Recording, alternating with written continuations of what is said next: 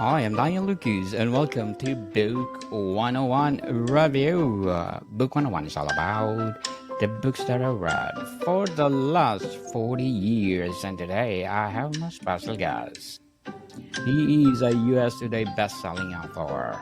Of course, author of several books, no other than Mr. Chris Philbrook. Hi, how are you today? I'm fabulous like you, Mr. Chris. And can you please introduce more about yourself? Oh, well, I have been working as a professional writer since about 2010. I started working in the game development industry, doing a lot of fluff pieces on the website and then role books and stuff like that, and transitioned to more long form writing. Initially, starting writing a story that got posted online. That was just kind of let's see what happens to it. And this was back in early 2010, and happened to catch an audience online, and went from there. Got the attention of a couple publishers, and was writing novels, and haven't looked back. Yes. So, Mr. Chris Philbrook, thank you so much for sharing your talents to the world. So, what inspired you to become an author? I've always been a writer. When I look back at papers that I have kept from early on in my schooling, there was always a penchant for writing stories and creating things and spinning yarns. So in retrospect, I've always been interested in writing and the process of storytelling. But as far as like trying to go and make it a profession, it never really felt like a realistic goal, because the likelihood of getting published is pretty slim. Even when you're a talented writer, it's not enough. So you still got to be found. So when I started to catch a little bit of success early on, it kind of felt surreal and still does. So I consider myself pretty lucky. And my inspiration for continue going is, now I love what I do. I get to sit around and make up stories all day long, and I get to set my own schedule, and I am my own boss for the most part, and I get to take care of my kids, and it's just, it's beautiful. I'm lucky. Yes, you're lucky, Mr. Chris, because you are a best-selling author. So let's talk about your latest book. Is this your latest book, Chris Philbrook? Yes? Yeah. Our Evil Dead. Are Evil Dead. Can you tell us about it? Well, Book 15. yeah, So it's a series. Yeah, so this is the 15th book in the Adrian's Undead Diary story, which was the one that kind of got me, into this position. It's a post-apocalyptic story that started back in 2010, and I initially wrote 8 books, and then that was more than enough. And then 4 or 5 years later, the fan base was still clamoring for more, and by then I kind of built up enough interest to write some more. So this is the 7th book since I finished the first 8, making it the 15th book. And it follows the main character, a guy named Adrian Ring. And he has kind of been at the center of the end of the world, at the hands of evil. Not just, like zombies, but, other things. And in this book, the 15th book, he's in Europe, and he has been trying to find some people who will be crucial to the process of kind of surviving this phase of the apocalypse.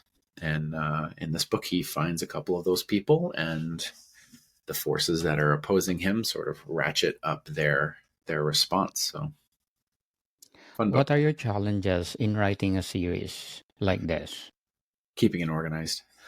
There's a certain point where there's so much volume of work, and so many names, and so many places, and so many mentions of who put what where, that it becomes kind of cumbersome to try and keep track of it all. Your continuity starts to get real tough to hold together. And reasonably organized guy. I've got my spreadsheets. I've got my, my organization. I have my little web of information and whatnot. But it's a lot. So speaking of name, how do you name your characters? I have a lot of different methods. I don't really stick to any one. I do have a little bit of a habit of trying to pick names that are that have like a background or a meaning that's kind of appropriate to the character that will, have that name. And I do that a lot. But in many cases, the name of a character is kind of an homage to someone who I know in real life, or some figure that I want to just kind of like show some support for by naming a character about them, like them, similar to them. Yes. So let's go to Adrian's Undead Diary. Can you Yeah, tell us about this? yeah. So the first book in the series is called Dark Recollections, and there's 8 books in the initial core series. And the first 3 or 4 of those books have all been bestsellers, as we're talking about. And it follows a guy named Adrian Ring, who is in a small town somewhere in America. I don't specify where. And he's in a job he doesn't really care for. He's in a relationship that he doesn't know how he got in and isn't sure how he's going to get out of it. And he's just kind of like doing his thing and isn't happy. And one night, um, zombies start to appear, kind of a traditional sort of zombie apocalypse story. But very quickly, we find out that it's not typical at all. It's much more sinister. It's much more personal. And Adrian discovers that it isn't just about survival in this instance. There's he has tasks that are important for his own survival as well as the survival of people who are around him. And as the story continues on, he meets more people and learns more about what's going on, and faces greater and more complicated threats. And we start to meet other people in his universe, people who have been kind of confronted with information and realizations that they too are important to whether or not humanity will survive this world-ending threat. So do you think you can do a prequel of Adrian's Undead Diary? People have asked. There are some characters that show up in the story that have either hinted at or just flat out talked about histories that kind of predate the beginning of the series. And people have asked for those kind of prequels, and it's possible that I could get down to writing them. Also, the main character Adrian, he has a history leading up to the start of the story, and I'm sure people would like to read about some of that. The question is can it hold my interest long enough for me to sit down and actually finish writing it? Looking forward for that prequel, Mr. Chris. So teaser Dragon Among Us. Yeah, yeah. When Adrian's had kind of taken off, and I was reaching the end of what was book 8. Yes. I said, all right, what am I going to do next? And the idea for the Reemergence series, which the book 1 is Tessa, a Dragon Among Us, kind of had been in the back of my head for a really, really long time. I think the actual story idea was from probably around 1995 or 2000. Like it's pretty old, and it's about a dragon that wakes up beneath the city of Boston in modern day, and he's been buried beneath the city. And when he awakens, he has no idea how he got there and doesn't understand what's going on, because the last time he was awake, humans were living in mud huts and we're just learning how to like bang shapes out of rocks. And here he is in a subway. And the story is about him trying to figure out what's going on in the world, and where all of the things that were magical went. And it's a neat series because it kind of examines what would happen if mythical creatures were suddenly there. What would society do? What are the real ramifications of things like that? How would people react? And it's fun. It's it's a little bit of a whodunit. It's got some like high fantasy Stranger Things vibes as well. And Tessa, the first book here, was the book that hit bestseller on USA Today. So particularly proud of this one. Yes. Definitely. Congratulations. We're looking forward for more Thank you. bestseller books. So, how important is outlining before diving into writing the first draft? 50-50. Um, what I've discovered over time, there's the discussion of, are you a plotter or are you a pantser, right? Do you plot your story or do you fly by the seat of your pants? And I'm somewhere in the middle, in the sense that I roughly outline, what the beginning of it looks like. I roughly outline what I think the end of it's going to look like, so I know where I'm going. And then I usually have a handful of scenes or pivotal story moments that I know I want the story to kind of like, bridge to. And I call those my little story islands. And I usually give like a brief 2, 3, 4 sentence, kind of summation of what those points are. And in that sense, that's my important outline, because it gives me a scaffolding to start and then to kind of move through and hit all the points. And then as you're actually writing, sometimes you realize like, oh, that idea is trash. And, the thing that I'm doing now is better than what I thought I was going to do. So you kind of pivot, and you adjust your outline and you come up with something that's more sensible than what you were doing before. But, for me, it's important to have that scaffolding, and then I can kind of fill it out as I go. What techniques can help in developing compelling and believable characters? Well, every story that has any level of success, the vast majority of the time, people will come back and say that it's about the quality of the character, right? Is the character interesting? Is the character compelling? Is that character, somebody that the reader or the listener can connect to? So, number one, first and foremost, you've got to make, a character that fits that bill. And one of the things that I focus really heavily on when I'm talking about my characters is, there's two kind of layers to it. And the first one is that the vast majority of my characters are flawed. I don't have any Clark Kent, Superman characters that don't have anything wrong with them.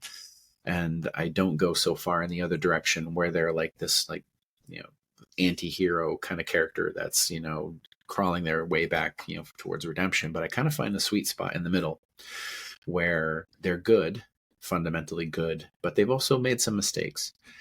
And I think that the average person kind of is that, like, I don't know anybody who hasn't made some mistakes in their life that they regret, whether or not it was, an illegal thing or just a moral thing or a relationship decision or whatever.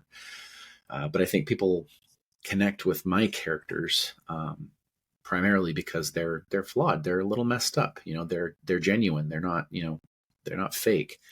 And the other thing that I know that I've had a lot of success with, and this is something that I've worked on hard to kind of like continue to be authentic, is dialogue. I try to write my conversations like really organically.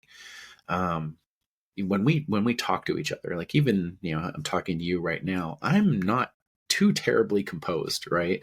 Like I kind of double some words and I fumble around and I come back and forth. And when people are really talking to each other, we don't make as much sense as we think we do. And I think when I'm writing, I've developed this kind of natural way to write like that without kind of beating people over the head with like syntax and grammar and weird, colloquialisms. So when you're reading a lot of my dialogue or you're listening to it when it's in audiobook form, it sounds natural and it sounds like people talking. Whereas opposed to, a lot of, kind of unpolished writers and people who are working on their craft, it might sound a little stilted. It might sound, kind of forced, or you'll have these like, Deus Ex Machina moments where someone just like happens to say the thing. That's exactly what the story needs to move forward, which, sometimes you got to do. But, trying to write organic dialogue, and especially dialogue from characters who are, flawed like real people. I think that's, crucial. Definitely. So, Mr. Chris, how do you choose the right setting of your story and why is it important? um, choosing, put some stuff on a dartboard and throw a dart and see what happens. Um, no, as a guy who has a heavy background in game development, setting is one of the things that's really in the front of my mind when I'm thinking of a story. So the Adrian series, for example, was hugely inspired by an actual physical place that I had spent a lot of time at. And, when I was moving around that place in the real world, I was like, wow, this would be a great place for a story like what wound up becoming Adrian's. And, Chester's set in Boston, and I'm intimately familiar with Boston, and it was an easy city to write about because I already know all those streets and I know what those buildings look like and I know what the city smells like. So it's easy for me to write authentically about that place. However, I do write a lot about places I've never been. And, research. You do a lot of research, and I'm lucky enough that I've got a big enough social network that I can usually reach out and find people who have either been to a place or are near that place, and I can talk to them and kind of get some questions answered and kind of make it as authentic as possible. And when I'm choosing those locations, nothing is random, right? Like I'm not picking spots and saying, all right, let's have that scene take place in Bulgaria just for the hell of it. No, I picked that location for a specific reason. And sometimes the specific reason is, winds up being obvious in the story. And sometimes it's for a reason that never seems to make any sense, but it did to me. And maybe in a later book, if there's a series, it'll become more apparent. But like I said, nothing's an accident. So, how do you decide on narrative point of view and what impact does have on the story? Um, I think I choose based on how much of the main character or main characters, I should say, how much I want their internal thought process to be part of the book. So, you go with a more first person perspective where you're seeing the story through their eyes and you're kind of like inside their head as they experience the events. And if I think the story benefits from having those moments of observation where people are thinking and you have that kind of, eye over your shoulder, then, I'll go with a more first person perspective. That being said, there are more, cinematic options, more, that kind of omniscient, the reader sees things that the characters don't, third person point of views. And I think you see those more in like fantasy and science fiction and stuff like that. So, you kind of pick based on, I kind of pick based on, how much I want the readers to be inside characters' heads, and will that benefit the story? So, what strategy that that help you to overcoming writer's block during the book writing process? Oh, yeah, that's a tough one sometimes. I was blessed with the neurodivergent feat of ADHD, and I wasn't diagnosed until much later in my adult life. And I have developed some pretty significant coping skills to keep organized and to combat my hyperfixations and my, kind of the issues of ADHD that I've struggled with. And one of the things that it has benefited me greatly is in my writing. I usually have 2 or 3 projects going at any given time. And part of that is, the ADHD, I have to have everything, all my plates have to be spinning at the same time because that's what my brain likes. But what happens is by having a few things going on at the same time, I can follow that muse to whatever thing that's working. So when I'm stumbling on a story and I hit a dead end, rather than sit there smashing my head against the wall saying, oh, I got to figure this out, I have to figure this out, I just say, all right, park it, move on to one of the other projects that I have up in the air and continue to be productive in some way. And yeah, it might not be the thing I want to finish first, but if I sit there trying to work on the thing I'm stuck on, I, get angry, I get frustrated, I wind up settling on something, just to move past the problem. And that's never, ever good for the story, right? Like you don't want to settle on something. You want to like really enjoy it, and feel good about what you're writing. So I combat writer's block by having things to, move on to that I'm not blocked on. And eventually, whatever was causing me to be stopped up on the first thing always winds up resolving over time. I'll be in the shower 2 weeks later and be like, oh, I need to have that guy say that instead. And then I go to work the next day and I change it, and the block is gone, and I'm back to being productive. Definitely. So, what are strategies that you implement to stay motivated and productive? Desperation. This is my full-time gig. I am a writer, and I 100% of my income comes from the books that I write and the work that I do in the publishing industry. So, this is my job. So, the easy answer to that is I am motivated because I like to have things. I like to be able to eat. I like to be able to feed my kids. I like, having a house. But that's like the business answer to it. The reality of like the creative end of it, and what keeps me motivated is I like telling stories. I just like making up settings, and I love the whole process of like engineering imaginary worlds and imaginary scenarios that people can get invested in. And I love sharing it because it's really cool to see what people think and how they react to it. And now that I'm at this point in my career, when I put my ideas out there for people to kind of riff on and get back to me on it, it's great to get that like feedback, that real time, hey, that sounds like a great idea, or hey, yeah, I don't know, maybe not. So I'm motivated because it's exciting to have that process, getting that idea out in a way that it can be digested, and then having people kind of come back and tell me they like it or they don't like it. And another part of that staying motivated is you kind of grow a thicker skin on your feedback, right? Yes. I couldn't even tell you how many bad reviews I have. It's up into the hundreds, thousands probably by now across all my titles, but overwhelmingly they're positive.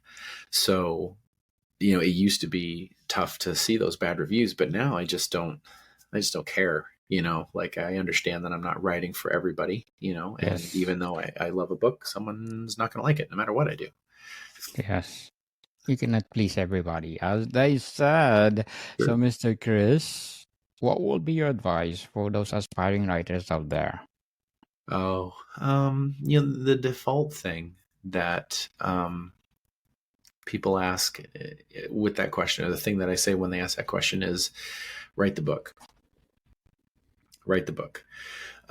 Even if it's hard, if you want to write it, stick with it. If that brings you joy, and once you've written the book, you have the material to then create a book, right? So it's kind of like the difference between harvesting materials and actually building something with those materials, right? Until you've written the book, right, all you're doing is harvesting materials. You're putting words on paper that you will eventually then turn into a tight, coherent story. Once you have all those words, you can then go back into it and make it shine. You can edit it, you can punch it up, you can tighten it together, you can move stuff around, and then that's when you really, really, really make a book. But you can't do that until you write it. So the biggest thing is getting to that point where you have the words that you can then kind of mold into the book you want to put out in the world. What is your short-term and long-term goals in writing? Well, long term's easy, and that's keep doing this for as long as I can. And then specifically, I have more ideas than I know what to do with, and I keep getting more new ideas.